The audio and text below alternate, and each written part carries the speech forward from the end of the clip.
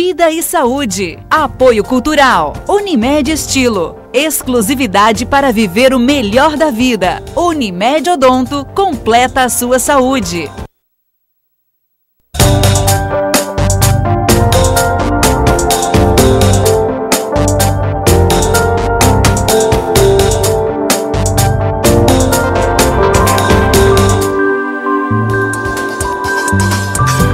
Ter uma perna amputada, ficar paraplégico ou tetraplégico são sequelas que podem mudar a vida de uma pessoa. No Brasil, os traumas causados por acidentes já são considerados um problema de saúde pública. No Vida e Saúde dessa semana, nós vamos conhecer a realidade de quem precisa passar por um processo longo de recuperação. No maior centro de referência de traumas do estado, acidentes com motocicletas lideram as estatísticas. Os pacientes que chegam aqui ao IJF com algum tipo de trauma já têm um perfil bem definido. A maioria são jovens do sexo masculino e estavam em motocicleta, geralmente sem o capacete. Provavelmente eles vão precisar de internação e até leitos de UTI. Na fase inicial da reabilitação, a fisioterapia é crucial para que o paciente recupere os movimentos dos braços e das pernas. Com a maior unidade hospitalar especializada em reabilitação, o Sara Kubitschek. O hospital, referência nacional, possui atendimento ambulatorial e leitos de internação totalmente gratuitos. Saiba ainda como a tecnologia e a ciência estão avançando nessa área. O jovem Juliano Alves Pinto deu um chute simbólico na brazuca na abertura da Copa do Mundo, vestindo o equipamento criado pelo projeto Andar de Novo. Segundo os cientistas, o exoesqueleto transforma o pensamento em controles mecânicos, recuperando movimentos do corpo que foram paralisados por lesão medular. O Vida e Saúde está começando.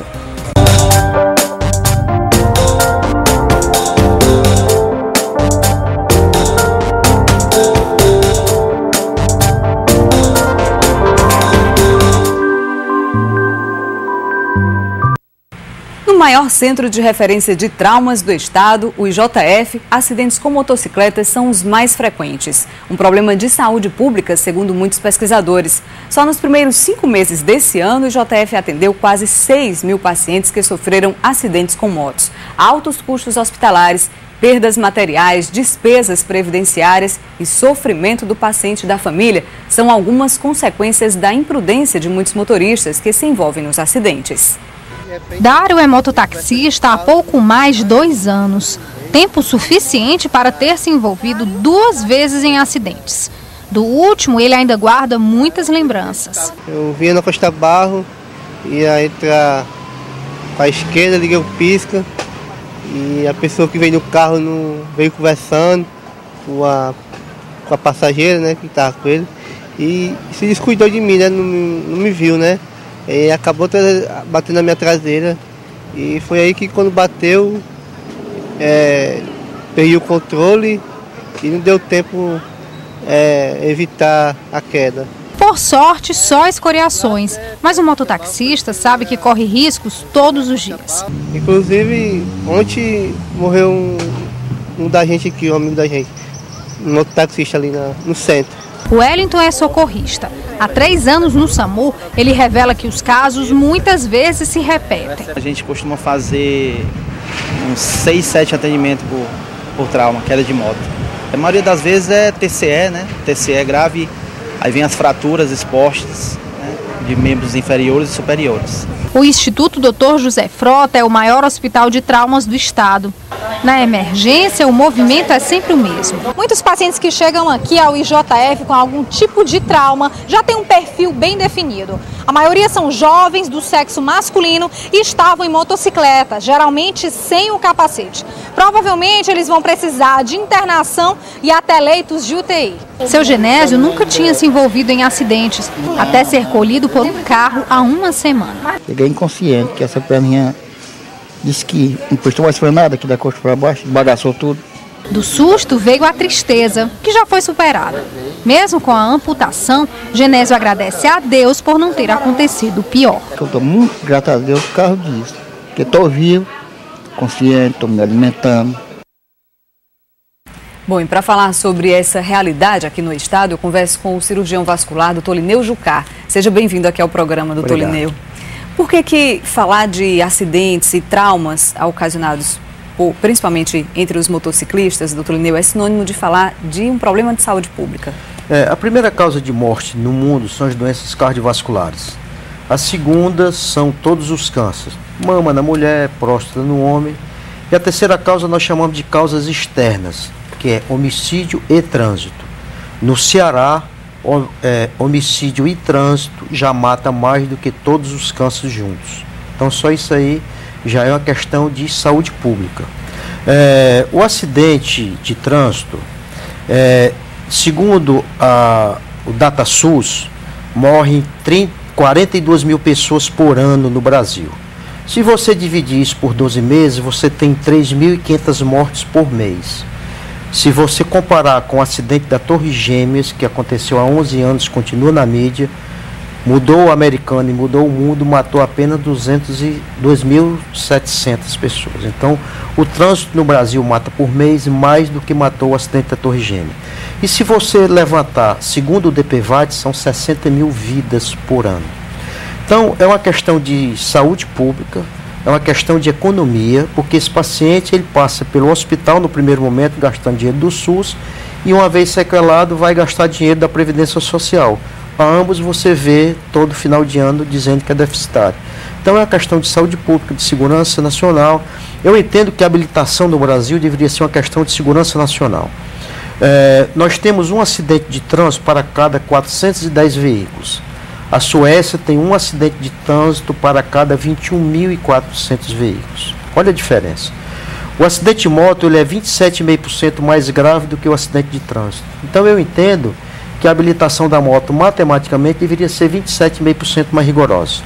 O acidente de moto mata 8 vezes mais do que o acidente de carro. E se estiver sem capacete, mata 7 vezes mais. Olha a questão como é séria. Nós fizemos uma dissertação no JF, sim, e nós encontramos alguns números estarrecedores. 55% dos que eu pesquisei, foram 13 meses de pesquisa, 604 pessoas ficaram internadas, e na pesquisa médica a pessoa tem que dizer que consente participar, sim, desse estudo. Então, é dito pela pessoa. 55% sem habilitação, 56% sem capacete se for motoqueiro, e 60% se for o da garupa, e 42% embriagados. Imagina que pode acontecer as três situações: alcoolizados, sem capacete, sem habilitação. Como é que se admite você trafegar sobre uma via sem as normas, sem conhecer as normas dessa via que é a habilitação? Então, e mais, só 27% das prefeituras do Ceará têm os seus Demutrans instalados. Que o Ministério Público obriga os senhores prefeitos a instalar os seus Demutrans, porque isso é da Constituição. Outra coisa grave é que 28% desses pacientes tinham traumatismo crânioencefálico, que vai precisar de UTI, que nós precisamos. Tem filas hoje para qualquer leito de UTI. Muito grande, né? Outra questão grave é esse toque de bola com esse paciente, que as pessoas não acreditem nisso, que vai demorar muito a chegar para todos nós. Aquele é um projeto piloto de milhões de dólares que vai demorar muito a chegar no SUS. Ora, se pelo SUS nós não temos onde fazer uma sessão de fisioterapia, imagine um equipamento daquele que custa milhões. E na nossa dissertação nós encontramos 1,3 de pacientes com lesão de medula. Lesão de medula, como você abriu o programa, significa ficar paraplégico ou tetraplégico. Outra questão grave é o trânsito, ele ceifa vidas na fase produtiva da vida. De 0 a 9 anos, quem mais mata é o trânsito, não são as doenças infecto-contagiosas. Nessa nossa dissertação, 87% eram homens e 82% de 0 a 40 anos de idade. Quer dizer, o homem na fase produtiva da vida. Exatamente. E que muitas vezes fica inválido, dependendo da previdência social, né? Que também nós sabemos que não tem um serviço de fisioterapia para os amparar, né? E tampouco a previdência, que todo ano se diz deficitária. Outra questão grave, em 2002, foram 809 acidentes de moto durante o ano de 2002. Em 2012, esse número, 800, era por mês. Olha quantos 1000% aumentou. Então, a sociedade civil, ela é conivente. Eu peço uma pizza, se não chegar quente, eu não quero pagar. E o governo é leniente, ele demora a acordar para essa situação. É uma questão de saúde pública, é uma questão de segurança nacional. Quem é que está auditando as autoescolas? Para você fazer a sua carteira de habilitação de moto, você faz um 8 no Detran somente. Se você chegar lá e passar o dia observando, no final do dia você faz o teste e passa. Será que pilotar uma moto pelas ruas da cidade é só fazer um 8? Então o governo tem que tomar uma providência, porque não tem mais leito no JF. 50% dos leitos do JF hoje já são acidentes de moto. 40% dos leitos do JF são da traumatologia. Desses leitos, 90% é acidente de moto. Doutor Lineu, e com relação à rapidez no atendimento, isso pode salvar a vida do paciente, pode deixar ele com uma lesão menor? Qual a importância da rapidez no atendimento quando há trauma? Nessa nossa dissertação, 70% desses pacientes são oriundos do interior. Então você sabe que a demora de conseguir uma ambulância no interior a chegar até o JF. Quanto mais tempo demora, mais grave chega o paciente. Já cai da sarjeta, quer dizer, ele já cai na coxia, eles já chegam contaminados. Você que aplica em ouro sabe que 1 grama de ouro custa R$100, pois 400 miligramas do antibiótico Targocid custa R$600. Então são pacientes graves, com fraturas múltiplas, com lesões no abdômen, com lesões de fraturas, com lesões vasculares, com traumatismo crânioencefálico, que são politraumatizados. Então são pacientes de um custo elevadíssimo do ponto de vista social. A OMS diz que o Brasil gasta 1% do PIB com o trânsito, com acidente de trânsito. Uma tese da USP diz que é 2% do PIB. Outra dissertação da USP diz que 8% dos acidentes no Brasil são devido ao analfabetismo. O Detran admite que tem o dobro de motos no interior em relação aos habilitados. Isso não existe. Quem é que está fiscalizando essa moto, né?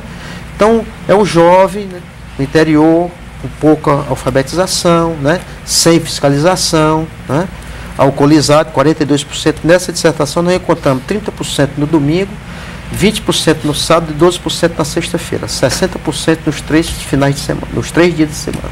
E 7% na quarta-feira. Então nós temos que correr, porque isso é um custo elevadíssimo. Nós, profissionais do JF, nós estamos pedindo socorro às autoridades, porque nós não suportamos mais, porque as pessoas não têm a noção de como nós sofremos. Imagina você que está vendo esse programa, se dirige à pessoa que está do seu lado e diga assim: eu vou lhe amputar a perna agora. É isso que acontece com nós médicos. Pessoa jovem, eu tenho que dizer para ele: olha, eu vou ter que lhe cortar a perna agora. Veja a situação, não só do paciente, mas também do profissional médico. É complicado, doutor Lineu. A gente vai fazer uma pequena pausa nessa nossa conversa, mas daqui a pouquinho nós vamos continuar com o Vida e Saúde dessa semana sobre traumas e as consequências deles. Até já.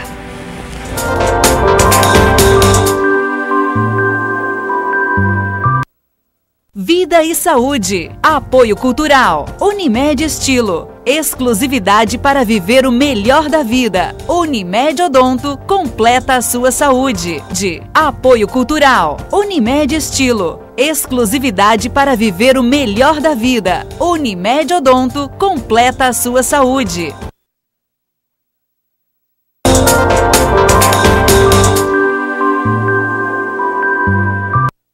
Nós já estamos de volta com o Vida e Saúde, hoje falando sobre os traumas causados por acidentes de trânsito. Segundo dados do DPVAT, 66% das pessoas que sofrem acidentes ficam inválidas pelo resto da vida. Doutor Lineu Jucá, o que é preciso fazer para mudar essa realidade?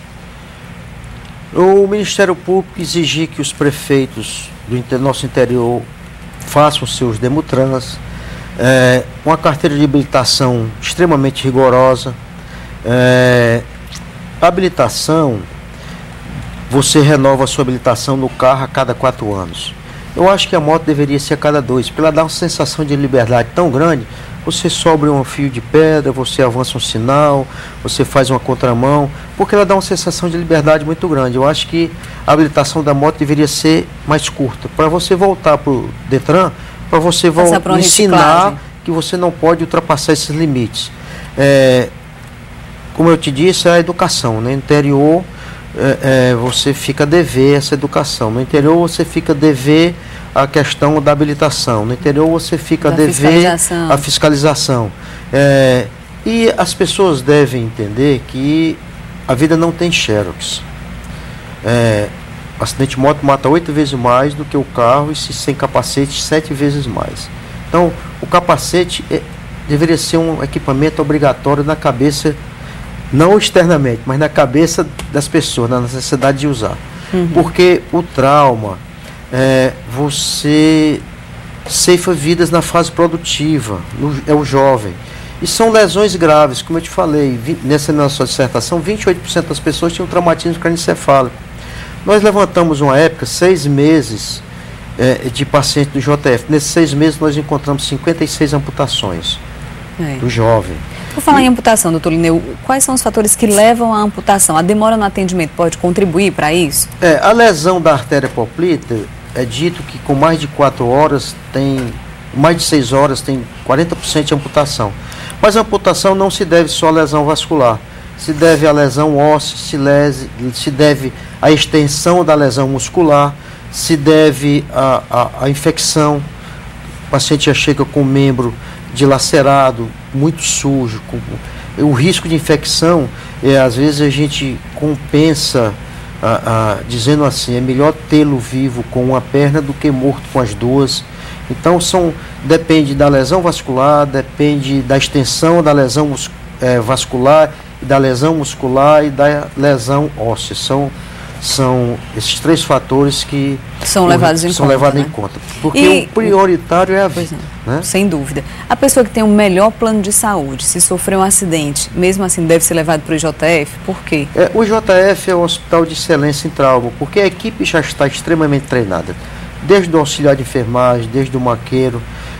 Tem 3 neurocirurgiões, tem 4 ortopedistas, tem 2 vasculares, quer dizer, tem 4 anestesistas. Então é um hospital com foco para o trauma. Apesar da dificuldade por leitos, né, doutor? Mas o doente grave, ele tem essa prioridade, né?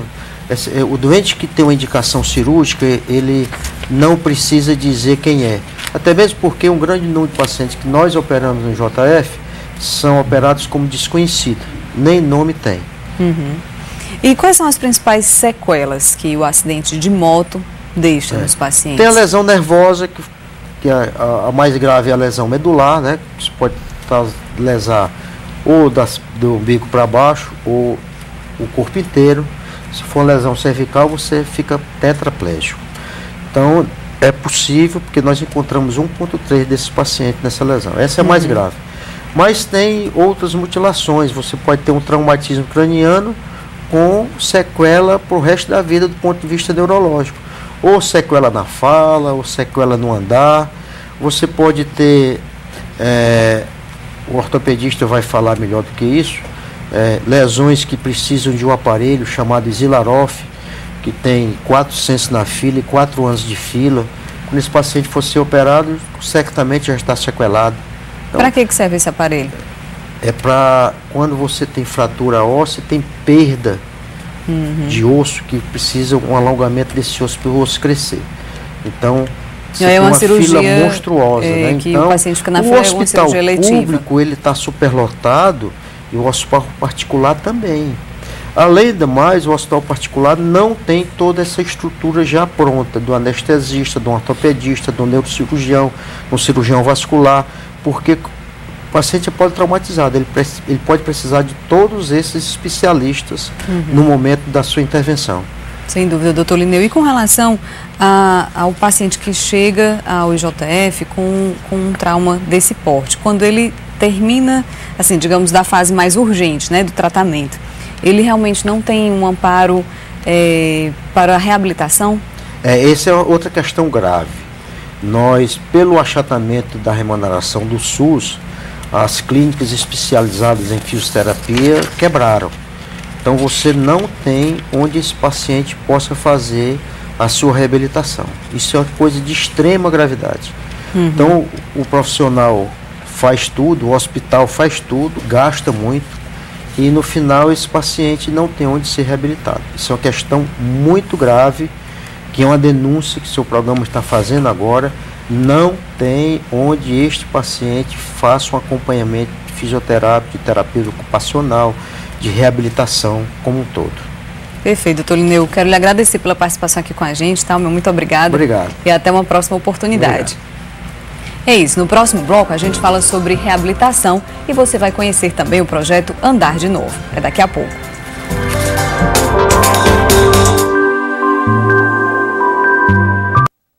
Vida e Saúde. Apoio Cultural. Unimed Estilo. Exclusividade para viver o melhor da vida. Unimed Odonto completa a sua saúde. Apoio Cultural. Unimed Estilo. Exclusividade para viver o melhor da vida. Unimed Odonto completa a sua saúde.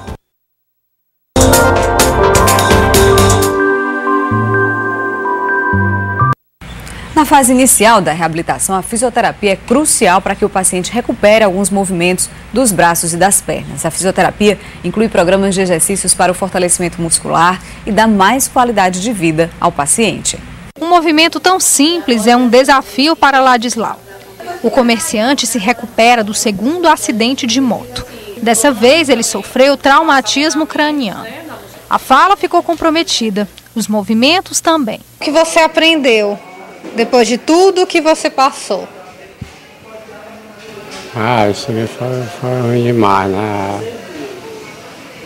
Uma coisa que a gente não esquece nunca, né? Os exercícios de alongamento e as atividades respiratórias estão devolvendo aos poucos a independência que o comerciante havia perdido. A sessão dura cerca de 40 minutos. Nós fazemos tanto a fisioterapia motora como a respiratória, no intuito de aumentar a amplitude de movimento, fortalecer e alongar a musculatura, também melhorar a expansividade torácica, evitar complicações respiratórias, certo? E também orientar esse paciente com cuidados com a pele, posicionamento no leito, mudanças de decúbito. E o nosso intuito é recuperar funcionalmente esse paciente para que ele volte às atividades da vida diária dele normalmente e dar uma melhor qualidade de vida para esse paciente. Mais de 40 fisioterapeutas se revezam para fazer o atendimento dos pacientes nos leitos e nas UTIs do IJF. O número não é suficiente, segundo a coordenadora do setor. Porque nós temos 36 leitos de UTI, mais de 400 leitos em todo o hospital, com toda a demanda desse paciente que precisa de fisioterapeuta, porque estão restritos aos leitos, respirando com ventilação mecânica, tem fixadores, não deambulam, né? Então a fisioterapia ela atua nesse sentido de prevenir sequelas, atrofias musculares, problemas respiratórios. Francisco, que viu o irmão chegar ao hospital em estado grave, comemora cada etapa do tratamento. Ele está se recuperando bem, está bem melhor. O comerciante já pensa em vender a moto para começar uma nova vida. Está melhor do que ficar com ela, né?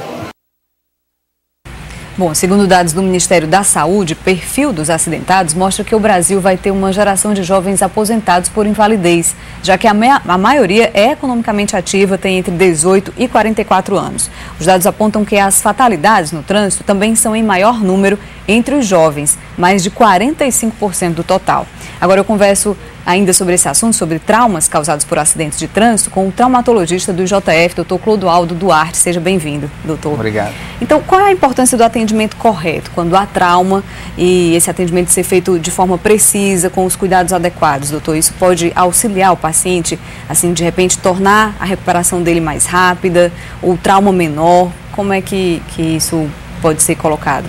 Sem dúvida nenhuma que o atendimento a esse paciente politraumatizado, ele se inicia na fase pré-hospitalar. Então hoje nós temos aí os serviços do SAMU, que não são prestados somente aqui na capital, mas também em várias cidades do interior eles têm sido instalados e que eles fazem o socorro pré-hospitalar, que é uma fase crucial para esse atendimento, tendo em vista que o paciente vai ser conduzido até o ambiente intra-hospitalar de uma maneira adequada. Então muitas vezes, quando se acontece um acidente em uma via pública, como uma avenida, ou até mesmo nas BRs ou CEs do nosso estado, esses pacientes eles são conduzidos ao hospital pelo serviço de urgência do SAMU, e que a orientação que nós devemos deixar sempre para aqueles que normalmente chegam à cena do acidente num primeiro momento é que busque sempre sinalizar bem a via para que outros acidentes não venham a ocorrer em decorrência daquela obstrução, e que naturalmente entre em contato com o 190 para comunicar ao SAMU a necessidade daquele resgate de urgência. Uma vez o resgate não deve ser feito por uma pessoa que não tenha conhecimento nem o suporte necessário, né, isso, doutor? o ideal, de repente a lesão pode se complicar ainda mais. Sem dúvida nenhuma. O ideal é que realmente seja feito por pessoas habilitadas, e já que nós temos aí uma cobertura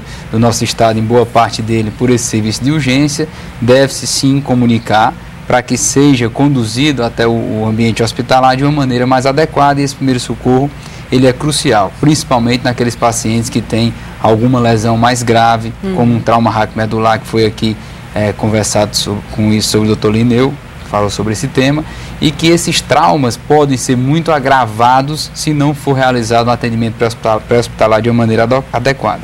Uma vez que ele esteja no hospital, nós já temos toda uma rotina de atendimento a esse paciente. Então, qual é o procedimento quando o paciente chega ao hospital? Por quais setores ele passa? Como é que ele é recebido no IJF?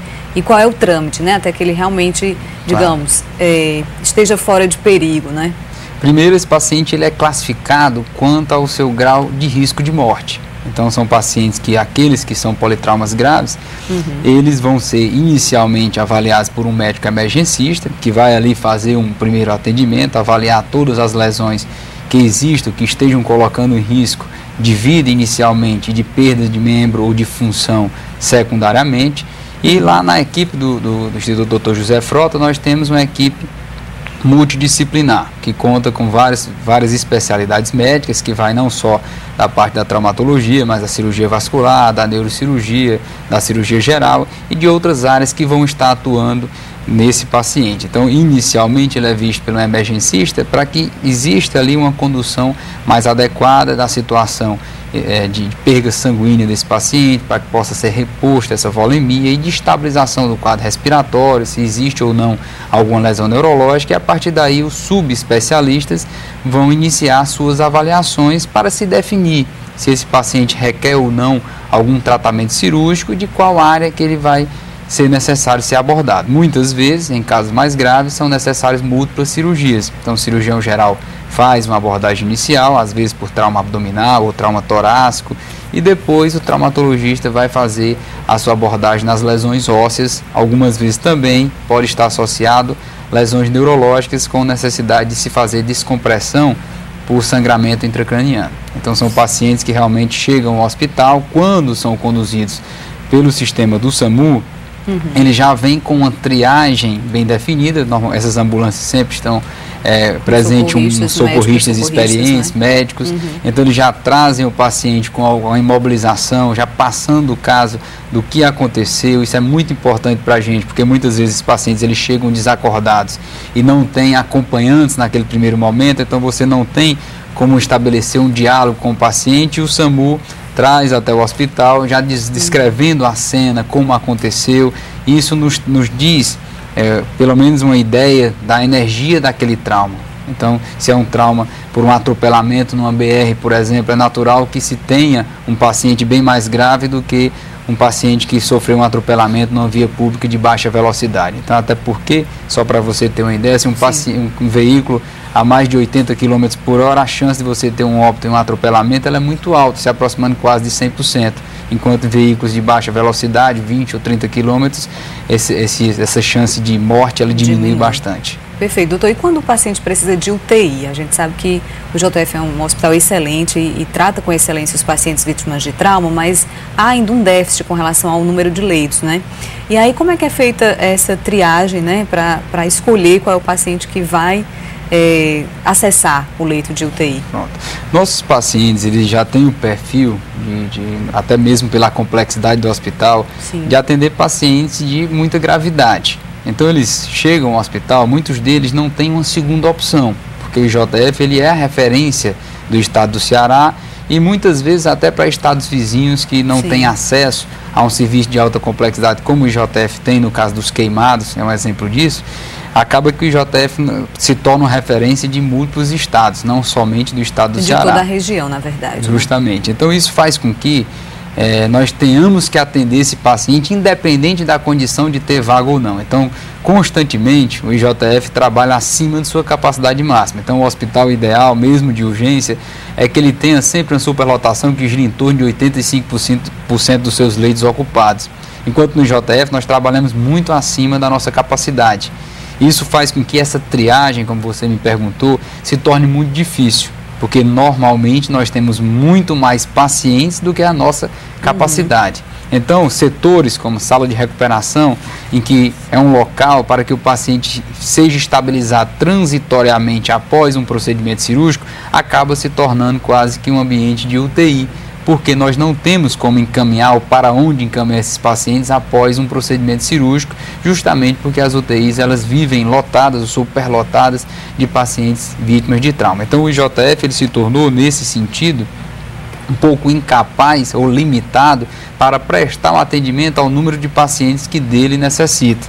Então, na verdade, nós precisamos aqui, na nossa região, no município e na zona metropolitana, de outros hospitais que prestem também esse serviço de alta complexidade. Porque mesmo que o IJF passe por ampliações ou modernizações, não vai ser suficiente. O trauma ela é uma questão, como aqui foi comentado, uma questão de saúde pública.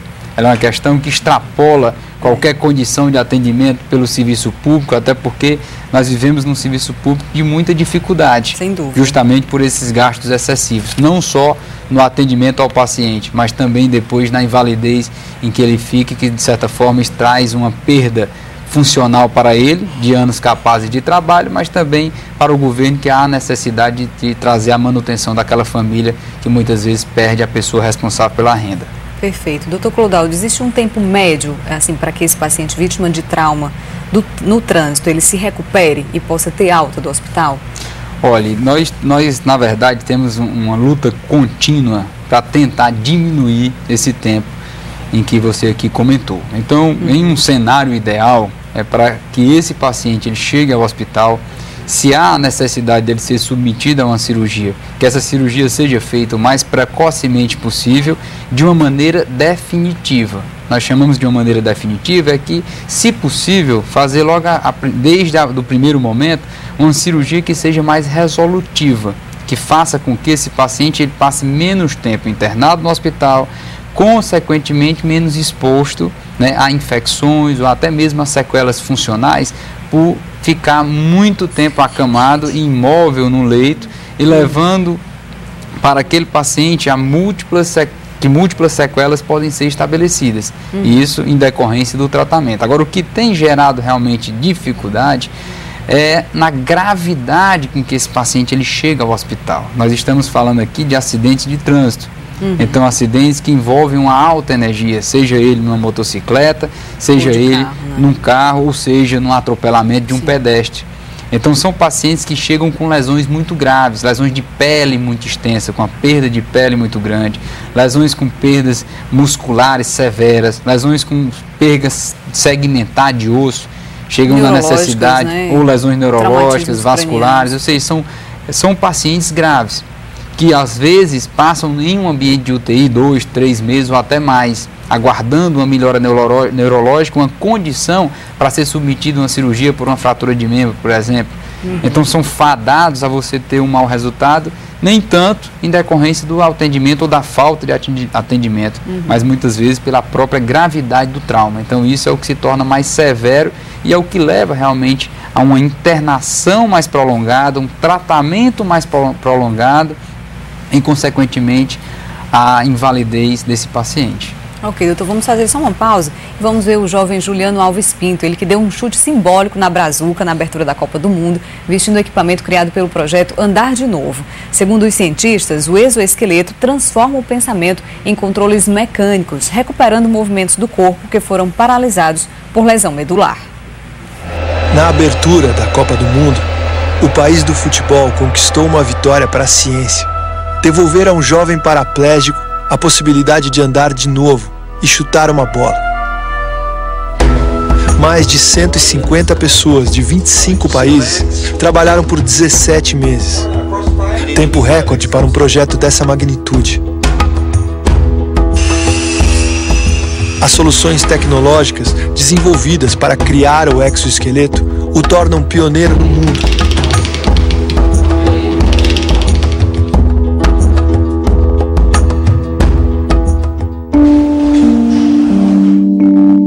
Suas ações são controladas por comandos do cérebro do próprio paciente. Eletrodos aplicados a uma touca captam os sinais dos neurônios e os retransmitem para o equipamento. O equipamento, por sua vez, conta com dispositivos que devolvem ao paciente a informação de pisar no chão através de sinais vibratórios no braço. 8 voluntários passaram por essa experiência. Deram seus primeiros passos com avatares em ambientes de realidade virtual. Depois, passaram a dar passos reais, controlando simuladores de caminhada.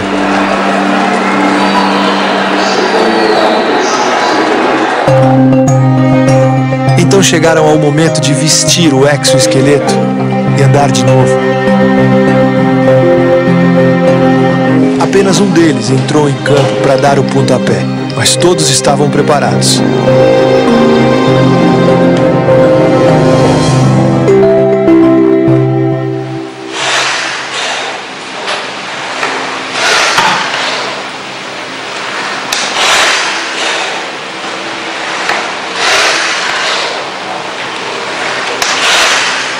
Acabou? Tava bom. É? Como foi essa? Quanto mais rápido, mais eu sinto.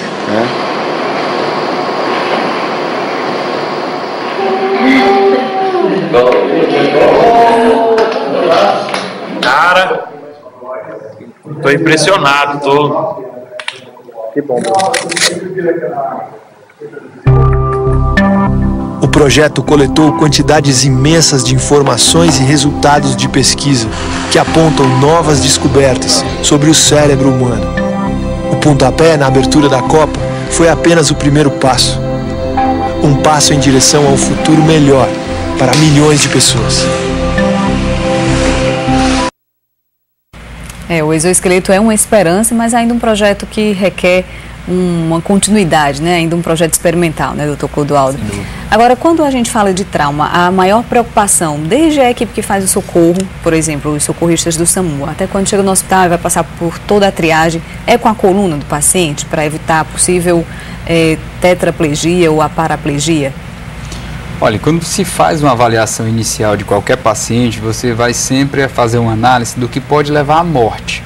Então, muitas vezes, as lesões primárias que requerem muita atenção são as lesões torácicas, porque podem causar uma dificuldade na respiração do paciente, lesões abdominais graves, que podem levar a sangramentos vultuosos, traumatismos cranianos, que também pode levar a uma morte, não que imediata, mas aí um período precoce, depois daquele acidente.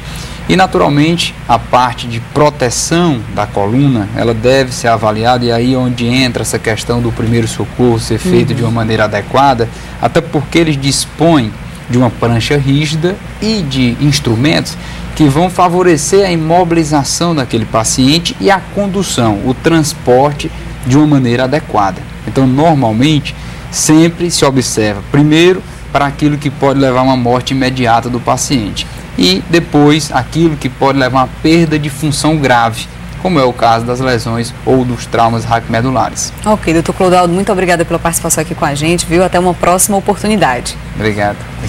Bom, e daqui a pouquinho nós vamos conversar um pouco sobre o Hospital Sara Kubitschek, que tem uma reabilitação especializada para vítimas de traumas, entre outros casos. Você vai ver no próximo bloco. Até já.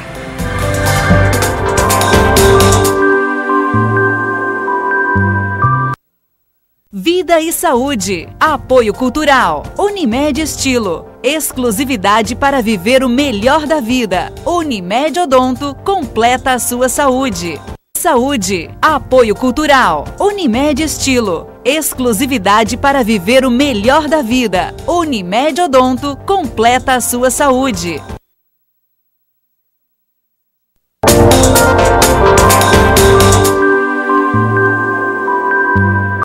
Fortaleza conta hoje com a maior unidade hospitalar especializada em reabilitação, o Sara Kubitschek. O hospital referência nacional possui atendimento ambulatorial e leitos de internação totalmente gratuitos. Há 20 anos, Ronaldo sofreu um acidente de carro e passou a andar de cadeira de rodas. Perdeu os movimentos das pernas e comprometeu o desenvolvimento de alguns músculos dos membros superiores. Hoje, reabilitado, o empresário faz o que antes não conseguia fazer. E isso só é possível graças ao tratamento oferecido no Hospital Sara Kubitschek, em Fortaleza. Entrei aqui e consegui fazer tudo novamente, tudo novamente. Trabalhar, estudar, namorar, brincar, levo uma vida normal, viagem, vou para feiras em São Paulo, para todo canto. Entendeu? Estou casando agora, ano que vem, então foi fantástico. Por aqui passam cerca de 300 pacientes por dia, dos casos mais diversos aos mais complexos. São pacientes com lesões na medula e no cérebro que precisam de atendimento e acompanhamento específico e personalizado. Aqui no hospital, eles aprendem a refazer o que já faziam, mas de uma forma diferente. É o caso do advogado Emerson Damasceno, que também perdeu os movimentos das pernas após um acidente. Há pouco mais de um mês, o atleta é acompanhado no SARA.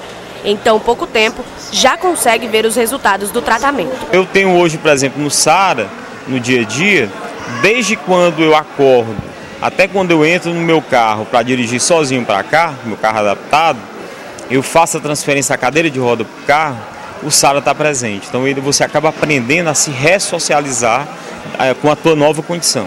Referência na reabilitação de pacientes vítimas de politraumatismos e problemas locomotores, o Hospital Sara Kubitschek conta com atendimento ambulatorial e leitos de internação totalmente gratuitos. É a maior unidade hospitalar especializada de Fortaleza. Dispõe de profissionais interdisciplinares e trata adultos e crianças. Mas o diferencial do hospital ultrapassa a estrutura física. A proposta é desenvolver com cada paciente o seu projeto de reabilitação, focando nas suas capacidades, né? Vislumbrando o potencial de cada um, até onde cada um consegue chegar. Os pacientes desenvolvem exercícios de fortalecimento, exercícios de equilíbrio, exercícios esportivos. As práticas esportivas são muito presentes na reabilitação dos pacientes. Exercícios de atividades de vida diária, né, onde o paciente desenvolve algumas atividades do dia a dia, como vestuário, troca de roupa, alimentação, mobilidade, locomoção e convivência e socialização, como a gente já pôde ver em algumas atividades lúdicas. No ginásio, atividades específicas para os membros inferiores, exercícios também para os membros superiores, academia, piscina, artesanato, atividades lúdicas e, claro, dança. O paciente, antes de começar o tratamento, passa por uma avaliação que dirá quais as necessidades físicas, mas também as sociais. Então passam por exames genéticos, passam por ressonância magnética, tipos de tomografia diferentes, né? Para a gente poder entender o caso do paciente primeiro e ver quais são as condições clínicas dele. Depois, uma vez ele adequado para começar o programa, ele vai fazer então a programação com o terapeuta, com o psicólogo, através de alguns exercícios programados dentro do contexto dele, tá? Porque o que há mais de moderno não é só a tecnologia do aparelho. A gente tem aparelhos aqui, como esteira, né, aparelhos de musculação, enfim, alguns aparelhos de eletroneuromiografia, mas o que a gente entende como assim a coisa mais adequada e mais moderna é trabalhar com o contexto do paciente, a necessidade daquele paciente naquele momento. Para os pacientes, a reabilitação tem um significado maior que o de tornar apto. Reabilitar é dar mais uma chance à vida e permitir que ela seja vista por outros olhos. Eu encaro isso como um novo desafio. Então o SARA me ajudou a ver as ferramentas. O mais bacana é que as ferramentas são comigo. Vou dar só um exemplo, que é a minha grande paixão, que é a natação. Eu fazia teatro, era pedal, corrida e natação. Não posso pedalar, no momento não posso correr, mas posso nadar. Então para entrar na piscina sozinho e para sair da piscina, eu aprendi essa técnica aqui. É uma alavanca que eu faço, que eu levanto com força, e entro na cadeira. Eu achava que nunca mais eu conseguia fazer isso. Então o SARA simplesmente me permitiu a enxergar o óbvio, que dentro da gente estão todas as ferramentas que a gente precisa para poder se readaptar a essa nova realidade. Atualmente, a medicina oferece grandes possibilidades para uma melhoria na qualidade de vida de quem sofre acidentes de trânsito. Para falar um pouco mais sobre reabilitação, eu converso com o fisioterapeuta Leidson Braga. Seja bem-vindo aqui ao programa, Leidson. Bom dia. Então, Leidson, qual é a importância de fazer uma avaliação e ter um acompanhamento com o fisioterapeuta depois de um trauma, né? Ou mesmo assim, durante o tratamento, né? Então, uma avaliação bem feita, ela é muito importante, porque a partir dessa avaliação que a gente vai planejar o protocolo de atendimento. Como a gente vai fazer aquele atendimento daquele paciente? Muitas pessoas delimitam a fisioterapia como fosse, fraturou aquele osso do braço, da perna, e ali faz a fisioterapia. A fisioterapia tem outras dimensões. Sim. A fisioterapia vai inicia de um paciente que teve um traumatismo crânioencefálico, que ele está na UTI, você está numa unidade clínica, se na UTI a gente que vai planejar a melhor ventilação para aquele paciente, vai fazer um protocolo, como a gente vai fazer o desmame daquele paciente, para depois ele descer para uma unidade clínica, que lá a gente vai fazer manobras de higiene brônquica, vai fazer aspiração, e além da motora em si, e tratar daquela fratura que aconteceu também, que a gente tem que pensar o quê? A fisioterapia não parte só de uma fratura. E tem a fisioterapia da parte respiratória, que a fisioterapia trabalha na parte de promoção de saúde, na parte de prevenção de saúde e o tratamento. Às vezes até perguntam, os nossos pacientes perguntam, quanto tempo que eu vou durar? A gente se dedica o quê? A gente promete trabalhar. E o mais rápido que a gente puder fazer, você vai ficar bom. E depende muito do paciente, né? Às vezes o fisioterapeuta precisa que esse paciente queira muito, né? De repente é aquele que perde algum movimento, né? Para ele conseguir recuperar, ele tem que fazer um esforço, né? Depende muito dele também. No consultório já aconteceu de pacientes que caíram de moto devido ao estava bêbado, e com isso ele não tinha um trabalho. E ele ficou muito feliz por ter se lesionado, ter ficado sequelado. Por quê? Porque ali ele recebeu um dinheiro do INSS, vamos dizer assim. E ele ficou, não, me trata, mas vai com calma. Vai retardando. Eu disse, não, eu estou aqui para lhe tratar, para você ficar bom o mais rápido possível. Se dali você vai parar de receber seu dinheiro, então você deixa de me procurar. Eu tenho que ser ético na minha profissão. Eu não vou enrolar um paciente por causa que ele quer um dinheiro a mais, certo? Sem dúvida. E como é que é feita a avaliação, assim, o acompanhamento do paciente que sofreu, por exemplo, uma fratura exposta e limitou o movimento das pernas ou dos membros superiores? Quando a gente pega um paciente, vamos dizer que ele teve uma fratura, geralmente que acontece, que cai de moto, fratura de platô tibial. No hospital que a gente citou, que é o JF, lá eles fazem muita tração no paciente. E uma coisa que eu sempre falo para meus pacientes, se você deixa um dia o seu dedo levantado, deixa o seu dedo levantado por 1 hora. Imagine você deixar esse dedo desse jeito por dias, meses. Imagine aquela dor que ele vai sentir. E isso é o que um paciente que sofre um trauma, que ele fica desse jeito. Então, às vezes, a gente tem que tratar aquele paciente a partir do tempo de mobilização que ele fica com a perna com aderência muscular. A gente vai ter que liberar aquela aderência para depois a gente conseguir ganhar amplitude daquele movimento, daquele joelho, como no caso uma fratura de platô tibial. A gente vai tentar ganhar amplitude daquele movimento posteriormente. Lembrando que aquele paciente, com a complicação dele, vai desde a parte respiratória. Se a gente esquecer da parte respiratória, a gente não vai conseguir ir para frente. Se a gente for tratar a perna, mas o que pode chegar ele chegar ao óbito seria uma falência respiratória. Então, se tem um paciente grave, primeiro o fisioterapeuta vai atuar na estabilização do quadro respiratório, né? Para ajudar ele a sair dos aparelhos. Como um todo. Não é? Como um todo. A gente vai fazer toda essa avaliação. Por isso que a gente tem que fazer uma avaliação criteriosa para escolher o melhor tratamento para aquele paciente. No hospital, geralmente, a gente faz a gente vai ver a melhor ventilação para aquele paciente, para depois a gente vai descendo, vai fazer uma motora. Quando a gente acompanha, é como eu sempre digo, a gente acompanha o paciente da UTI até ele chegar em casa. Que em casa a gente vai tentar fazer que ele possa realizar as atividades da vida diária dele, como às vezes até pentear um cabelo, que às vezes ele não consegue mais. E às vezes a alegria de um paciente em poder, em caso de mulheres, botar um sutiã, é a maior alegria delas. Até pentear um cabelo, que às vezes ela não consegue. E é lamentável, né, Leidson, que um hospital de grande porte como é o JF, que atende tantas vítimas de traumas, não tenha esse tratamento depois que esse paciente recebe alta, né? Na verdade, não tem nem para onde encaminhar. Certeza. Né? Muitas vezes o caminho tem que ser o tratamento particular, não é verdade? Hoje não tem como chegou ao fim das ABCR, hoje estão se procurando essas clínicas populares. Eu tenho um consultório que é como se fosse uma clínica popular, realmente. São preços bem mais acessíveis. Assim. Só que às vezes acontece você pegar um paciente que ele não tem condições de trocar de chinelo. Já aconteceu. Como é que ele vai custear um tratamento, né? Aí muitas vezes, às vezes a gente fica até meio triste, às vezes vão me dar um desconto, às vezes eu já peguei paciente que já foi descalço pro meu consultório. Porque não tem como manter. Aí ele paga 10 atendimentos, porque o médico cobrou, mas faça 10 atendimentos.